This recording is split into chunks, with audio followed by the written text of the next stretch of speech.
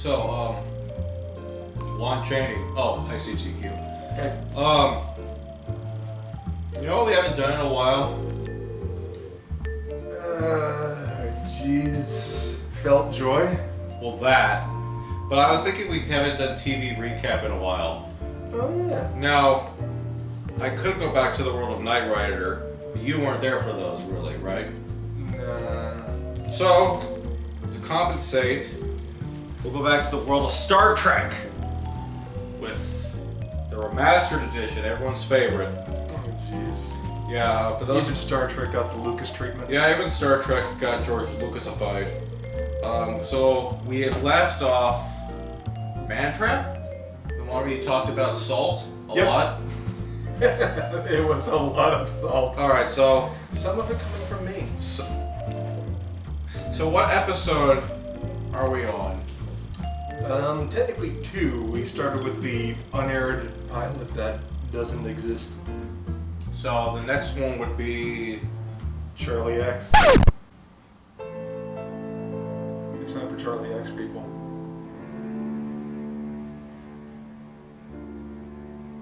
Okay.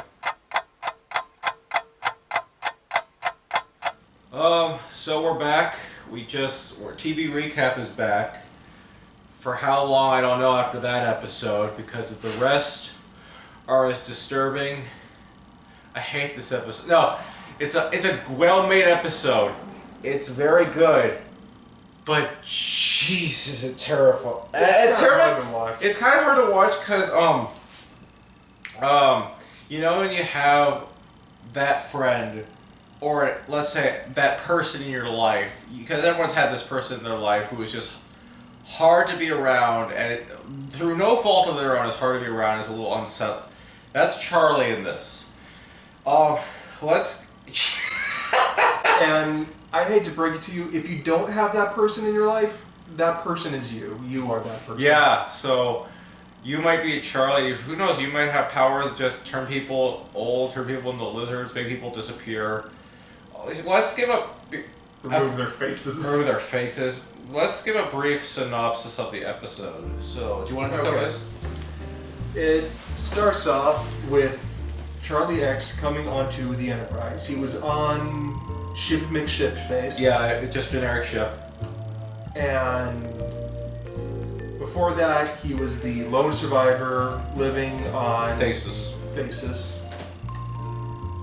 And it's a mystery how he was able to survive for that long on Thasus by himself. Yeah, because he was 3 years old at the time. And McCoy brings up, how are you? How do you learn how to talk? He's like, oh, the audio, the video recordings. They talk to me, I talk back. And he. How were you able to eat? I just found the food. What is it that he said for that one?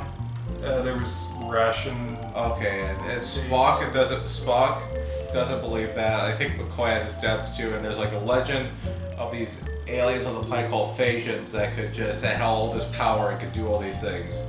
And Charlie there's already something immediately off about Charlie. He's we established he's an adolescent, right? Yeah, somewhere around 17. 17, they said.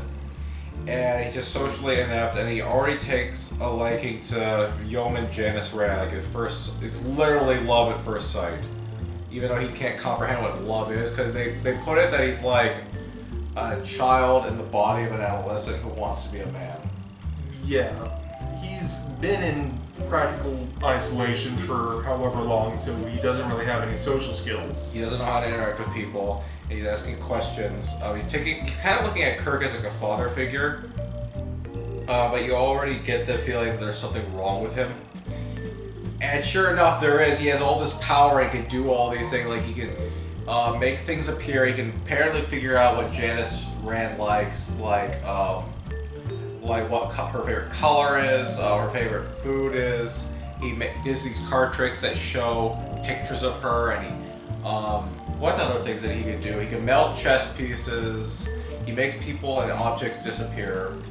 Stuff like that. Like again, he removes people's faces, makes people old. He does all. Meatloaf into turkey. He's an actual turkey because he heard Kirk say, this is I guess a Thanksgiving episode because there's that one line where one of them have where you have to use synthetic food or whatever, or meatloaf. I want it to feel like turkeys, and then Charlie apparently overhears this, and they turn to actual turkeys. But it gets serious. People start. Well, no one dies in this episode technically. Actually, no. Yeah. They do die. The ship that he was previously on, because apparently they were just dumping Charlie. I think that's what I took away from it. Yeah, they were trying to get rid of him. And Charlie caused that ship to explode. And it's pretty. Kirk and the crew realize something. They are in immediate danger. Their ship is in the hands of this intentionally maniacal, but a child, effectively, a maniacal child. And it's also, okay, it's very, it's cringy, not cringy to, like, bad as in acting, it's cringy as in you just feel uncomfortable being in it, watching this. The actor does a great job at being disturbing. Yeah. He makes these creepy faces that make us laugh, like, usually the Kubrick stare. the Kubrick stares, yeah. And he goes cross-eyed when he does it, or rolls his eyes? He rolls his eyes. You can't see his pupils or anything like that. It looks like he's pouting. And it's really uncomfortable when he's around Janice Rand. Yeah. It's just... Because he's interested in her, she's not interested in him, he doesn't know how to be normal about it. And she's giving all the signals that she's not interested. And he doesn't know how to read those because he hasn't been around people. Yeah. Humans, at least. What is something that you took away from this episode? Besides Charlie, is there anything besides Charlie himself that you took away from it? Kirk does not do a good job explaining things to Charlie. Back on the Captain Kirk hate. I'm gonna keep that up. That's not gonna stop. That's fair. That's fair. What doesn't he? What explain the? He doesn't do a good job like explaining things to Charlie. Explaining why certain behaviors are inappropriate. He just says and stumbles like he lost his tongue. He stumbles over words and doesn't give clear enough advice.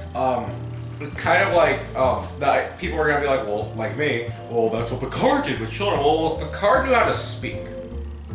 Yes, and Picard would have had the patience and I'm going to say the self-discipline to talk about an uncomfortable topic and explain it because that's what Charlie needed. Yeah, and Kirk is clearly not cut out for this this temper tantrum induced child. There's the whole thing where he witnesses a guy slap another guy on the rear end, just like a playful banter, and he thinks that's okay. But then he does it to Janice Rand, slaps her on the behind. She and Kirk have to try and explain to him why that's not appropriate. It shouldn't be appropriate at all. That's just personal space. But I know people, like, for example, in sports do that and stuff like that. But it's a whole complicated issue, and it's extra more complicated to explain to someone like Charlie, who hasn't been around people, doesn't have that social knowledge, right? And as someone who's socially awkward, someone who's on the spectrum, watching them just drop the ball when it comes to communication is not easy for me. In fairness, they were probably still learning about it back in the 60s, or they didn't have fair knowledge of it. So I'm wondering if maybe if this episode came out today, I think they would do a better job at like demonstrating what one should say to someone like Charlie. I think in that case, because would you argue that Charlie is on the spectrum, or would you say that he's just socially inept? I'd say that because he has lived in isolation for so long without any other humans, he is socially inept. Okay. Even a neurotypical would be in the same boat as him in this context. Right. Okay. I was just curious because the thought did cross my mind at one point. Comparison does exist. Yeah, the thought crossed my mind, but then I agree with you. It was probably just the social ineptness. I thought it was. Even the ending was before we get to the ending, I thought a lot of it was like Carrie in space, or it was like a horror episode, really, about this. You know what it was? It was that Twilight Zone episode. I've seen clips of this episode, but this came out around the same time. The Twilight Zone episode where this kid has unbelievable powers and his family is terrified of him. Yeah, he sends things away to the cornfield or something like that. Did you see all that episode? I think so. That's what it feels like here. It also feels like Carrie in Space. It's really a horror episode. It says it's Thanksgiving, but then they sneak in Halloween. But I don't really have much to say aside from the ending. Do you have anything else you want to bring up about the episode? Because I was just gonna again skip to the ending. I'm not really on board with the whole existence of magic in Star Trek.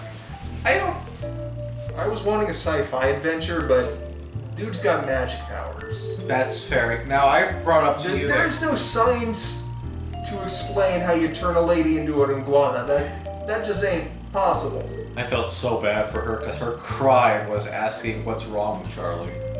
Because she thought something was wrong. Well, her crime was not being Janice. Oh, that was her crime. How dare she? The magic thing doesn't bother me because I know we had this just slight disagreement on Q from Next Generation because I consider Q. I know you say it's advanced science, but I don't know. I think Q has some form of advanced magic, really. And I think we don't see Q do anything that the Enterprise doesn't do to a lesser extent. Create something out of thin air. Alright, that's the replicator. He just can do it on command, and the replicator is somewhere else that you don't see. He teleports. Everybody does that in Star Trek. Everybody teleports. He moves his shit faster than warp. The Borg do this. Fair enough. I'll have to see more of Next Gen before I kind of come to a complete decision. But from a layman's point of view on Next Generation, it just looks like magic to me. That Q does, at least. But I acknowledge I haven't seen enough of Next Generation. I've only seen one episode with Q, I think. So I have to see more. Now the ending. Charlie is like, they're trying to weed out his powers by turning on all the devices on in the Enterprise, right? Yeah, they're trying to overwhelm him. Yeah, but Kirk then thinks he could take him on, but he can't. Charlie's still too powerful. Then all of a sudden, they get contacted by the Thasians, who come and calling for Charlie, and this big old green head shows up that looks like the Wizard of Oz head. And it's creepy. It's just like floating and waving. And it's this old dude who's just like, Charlie can't be with other people because he'll inevitably use his powers, and either he'll destroy people or you're gonna have to destroy him. But if we take him, we can teach him and teach him to control his powers and nurture it. But the thing is, Charlie is terrified of these people, and if Charlie's afraid of something, shit. I think it's more he's suffering because he's not with his own kind. He says they can't love, I can't touch them.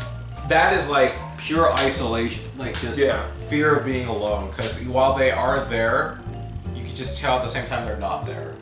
Yeah. And how he's begging everyone to let him stay, and they can't sit. They're afraid.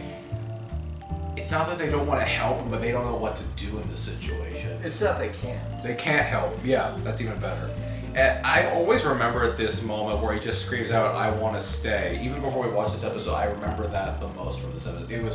It freaked me out as a kid when I saw this episode. This whole episode freaked me out, man. The actor who plays Charlie, I don't know his name, but he does a phenomenal job in this. It's like, dude has to be creepy, but somewhat sympathetic at the same time. And I think he pulled it off really well. I would call this one a horror tragedy. Yeah. Because it's terrifying, but it's also very regrettable that events turned out the way they did, and you can't really see them turning out a different way. Even if they gave him a second chance, inevitably Charlie would just get confused and upset and use his powers again. Yeah, he was getting frustrated at the most minor of things. Like losing a chess game. Yeah. It was a fun watch, and we were just watching it. Usually we make jokes over episodes, and we kind of made a few jokes here and there, but we were just kind of watching it in silence, kind of wondering what's going to happen next, what's going to set him off. Yeah.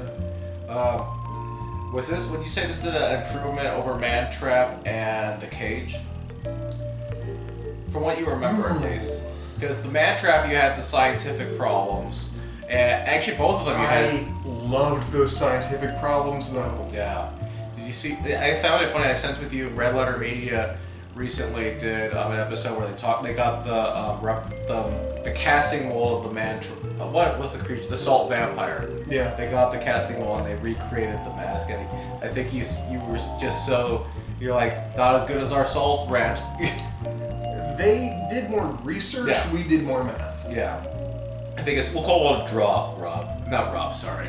Why am I saying Rob? And I was gonna say Rich. Mike, we'll call it a drop. Back to the question at hand. Would you say this is an improvement? Because I'd say it would be.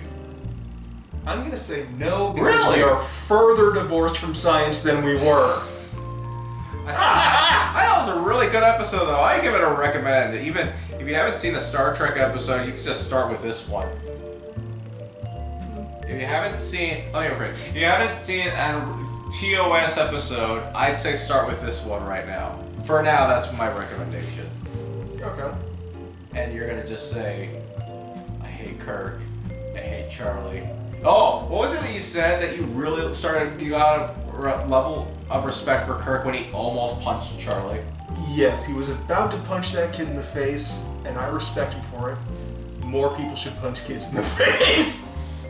Especially that kid. Would you recommend Charlie X or no?